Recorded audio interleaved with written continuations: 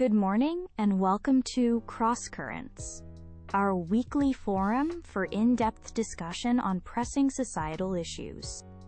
Today, we delve into a profoundly significant and often contentious question. Should religious instruction or practice have any place in public schools? We are privileged to have two distinguished guests with us to explore this multifaceted topic. Mr. Samuel Adebayo, a staunch advocate for secular education, and Dr. Eleanor Vance, a proponent of incorporating religious literacy into public schooling. We will begin with opening statements, followed by rebuttals, a moderated discussion, and concluding remarks. Mr. Adebayo, you have the floor. Thank you, Dr. Hayes. The proposition that public schools should be entirely devoid of religious instruction or practice is, in my view, fundamental to upholding the principles of fairness, inclusivity, and the crucial separation of church and state. Public educational institutions are intended to be neutral grounds, welcoming to students from all backgrounds, beliefs, and non-beliefs.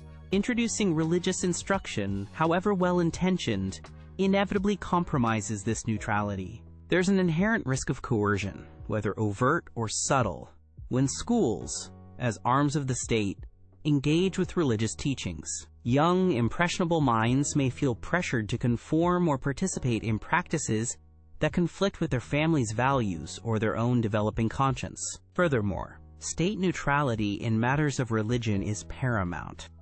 For the state to endorse or facilitate any particular religious viewpoint, or even religion in general, within its schools, is to overstep its bounds and discriminate against those who hold different beliefs or no belief at all. Religious upbringing and instruction are primarily the domain of the family and religious communities, not publicly funded schools. Finally, history and contemporary experience demonstrate that entangling religion with public education can be deeply divisive, fostering conflict rather than cohesion within diverse student populations. A strictly secular approach ensures a level playing field for all. Dr. Vance, your opening statement, please. Thank you, Dr. Hayes and Mr. Adebayo. While I appreciate the concerns regarding coercion and state neutrality, I believe a blanket exclusion of anything related to religion from public schools is an oversimplification that ultimately does a disservice to our students and society. It's crucial to distinguish between religious instruction, which implies indoctrination or proselytization, and, quote, education about religion, which focuses on fostering an understanding of diverse religious traditions, their histories, cultural impacts, and ethical frameworks. The latter is vital for a comprehensive education. Religious literacy is indispensable in our increasingly interconnected world. Understanding the religious dimensions of history, literature, art, and current global affairs equips students to be informed and engaged citizens. Moreover, excluding all religious expression could inadvertently stifle students' freedom of expression and inquiry. Reasonable accommodation for voluntary student-led religious practice, provided it doesn't disrupt the educational environment or infringe upon others' rights, should be considered. Education about religion can also foster interfaith understanding and respect, counteracting prejudice and promoting tolerance in a pluralistic society. A holistic education should not shy away from exploring the profound role religion has played, and continues to play, in human experience. It's about understanding, not endorsement. Mr. Adebayo, your rebuttal. Dr. Vance draws a distinction between education about religion, a line which, I contend, is exceptionally difficult to maintain in practice within a school setting. Who decides what constitutes neutral education about versus subtle promotion? The potential for this line to blur, for personal biases of educators to seep in, or for curriculum materials to inadvertently favor certain perspectives, is immense. This is a precarious tightrope to walk, and the risk of falling into indoctrination, however unintentional, is significant.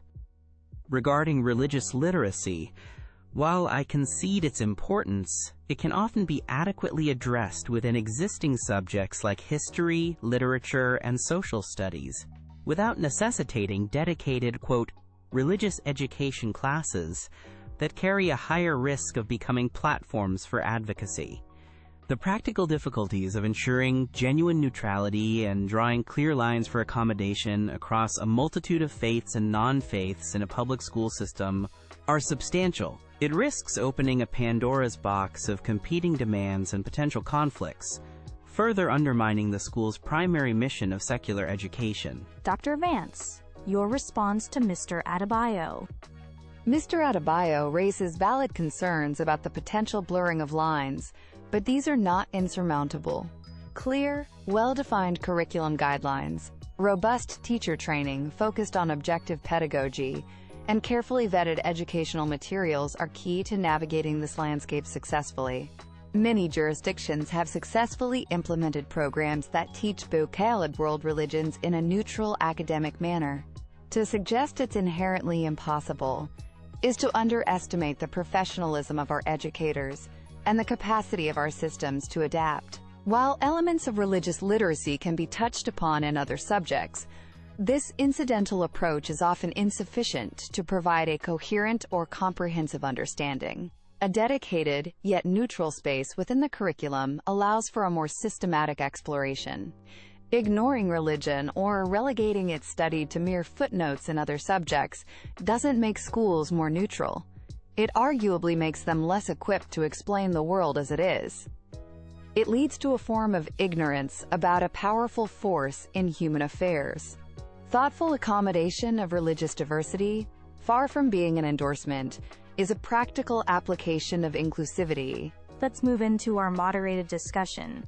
Mr. Adebayo, you've emphasized legal precedents and the separation of church and state. Could you elaborate on specific legal interpretations or landmark cases that underpin your argument for a strict separation in schools, and perhaps cite examples where this separation was, in your view, problematically breached? Certainly. In the United States, for instance, the Establishment Clause of the First Amendment has been consistently interpreted by the Supreme Court to mean that public schools cannot endorse or promote religion. Cases like Engel versus Vitale, which struck down mandatory prayer, and * Abington School District versus Schempp, which prohibited mandatory Bible readings, are foundational. These rulings affirm that state-sponsored religious activities in schools are unconstitutional. Breaches occur, for example, when schools organize or lead prayer, display religious symbols in a promotional manner, or allow proselytizing during school hours or events. Consider also the psychological impact on students from minority religious backgrounds or no religious background. When the dominant religious culture permeates the school environment, even through seemingly benign practices, it can create an atmosphere of exclusion and alienation for these students, making them feel like outsiders in their own educational institutions. Dr. Vance, Mr. Adebayo paints a picture of significant legal and psychological barriers. How would your proposed education about religion and reasonable accommodation navigate these legal precedents? And can you point to successful existing programs that manage to be both informative and constitutionally sound, particularly in highly diverse settings? The legal precedents Mr. Adebayo cites are crucial, and they primarily target state endorsement and coercion, not neutral academic study. Teaching about religion, its history, cultural significance, and comparative tenets is generally permissible and distinct from promoting religious belief. Many public school districts and even national curricula in countries like the UK or Canada have successfully implemented programs that teach about diverse religions in an objective, academic fashion. These programs focus on knowledge and understanding, not adherence. Regarding accommodation, this isn't about schools organizing religious activities, but about not unduly burdening students' private religious observances. This could mean allowing voluntary student prayer groups outside instructional time, providing excused absences for significant religious holidays, or making reasonable dietary accommodations in cafeterias. Such accommodations, when handled equitably and without disrupting the educational mission, reflect a respect for individual freedoms and prepare students for life in a pluralistic society where they will inevitably encounter diverse beliefs and practices. The key is non-endorsement and non-coercion by the school itself. Mr. Adebayo, Dr. Vance speaks of non-endorsement and non-coercion as achievable guiding principles for accommodation. However, in practice, where do you see the greatest risk of these principles being compromised, even with the best intentions? For instance, what about teacher-led discussions about religious holidays or student-initiated religious clubs? The risk is omnipresent. Teacher-led discussions, even if intended to be purely informational, can easily stray into advocacy or present one viewpoint more favorably, especially if the teacher lacks specific training in comparative religion or holds strong personal beliefs. Student-initiated religious clubs are more complex. While students have rights to free association, if these clubs receive school resources, meet during instructional time, or are perceived to have official sanction, the line towards endorsement becomes blurred. Furthermore, what about the silent majority effect? If a particular religious club is very popular, or if discussions around certain religious holidays dominate school culture, students of minority faiths or no faith can still feel indirectly pressured or marginalized. True neutrality requires a more robust separation than simply avoiding overt state-led prayer. Dr. Vance, how would a system of education about religion address the diversity of religious and non-religious ethical systems? Is there not a danger that it might, by its nature, privilege religious perspectives over secular humanism or other non-religious ethical frameworks when discussing morality or values? That's an important consideration. A well-designed curriculum on worldviews would ideally include not only major religious traditions, but also secular ethical philosophies, like humanism, utilitarianism, or existentialism. The goal is comprehensive understanding of the varied ways humans derive meaning and moral guidance. It should not be about privileging religious perspectives, but about acknowledging their significant historical and ongoing influence, alongside other influential philosophical traditions.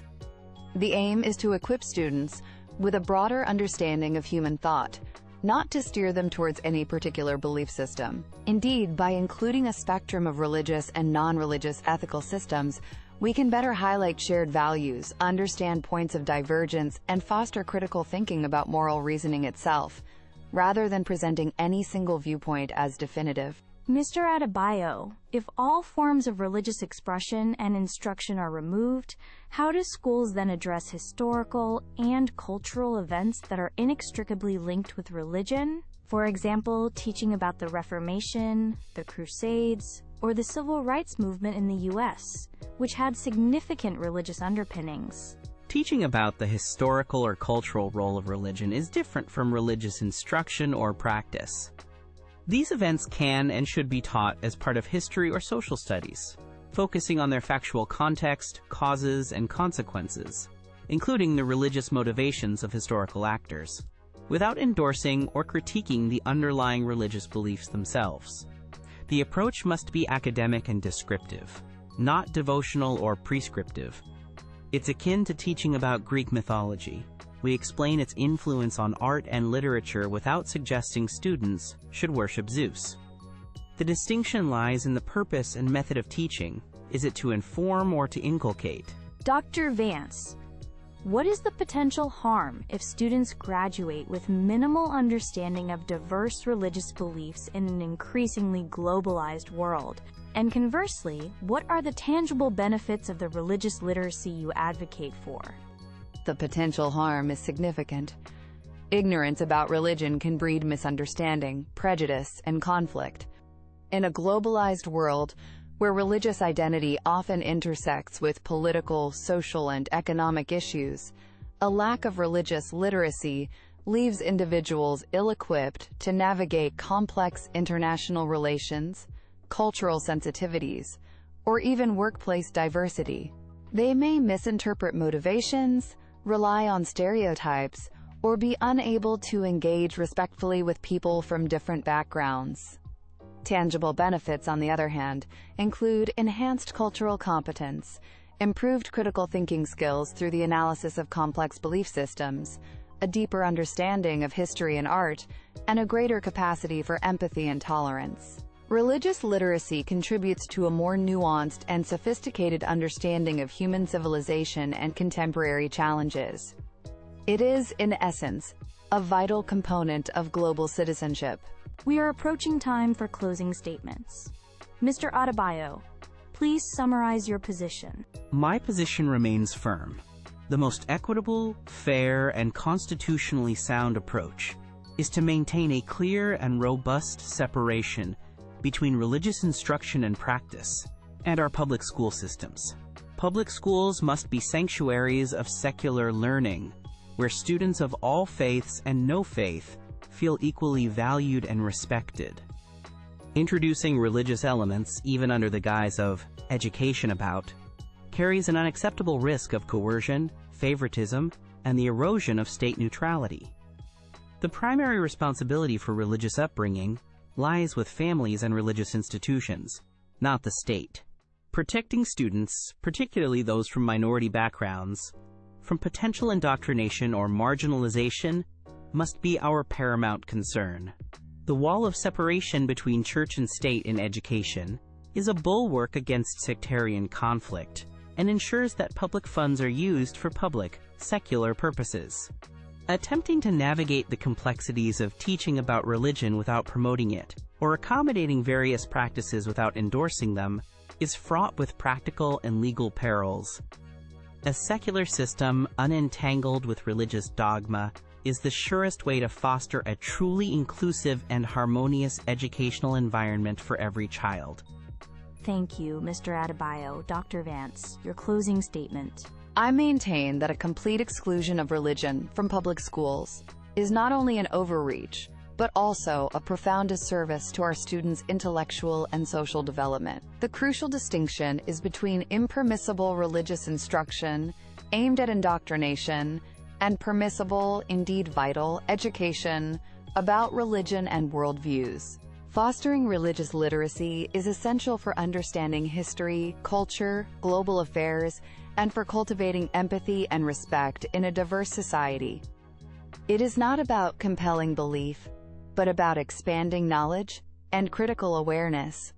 Reasonable accommodation of private religious expression, when it does not disrupt education or infringe on others' rights, is a hallmark of a tolerant and pluralistic society that respects fundamental freedoms. To ignore or actively suppress any discussion or acknowledgement of religion is to present students with an incomplete and distorted picture of the human experience. With clear guidelines, well-trained educators, and a commitment to academic objectivity, public schools can and should address religion in a manner that is both constitutionally sound and educationally enriching. A thoughtful, nuanced approach fosters understanding and tolerance, preparing students to be informed, engaged, and respectful citizens of a complex world.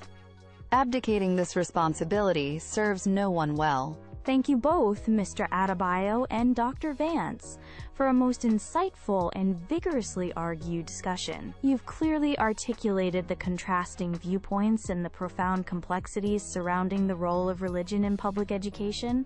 It's evident that finding a balance between state neutrality, individual freedoms, and the educational imperative to understand our world is a continuing challenge. We appreciate your contributions to this important dialogue. Thank you to our audience for joining us on Cross Currents.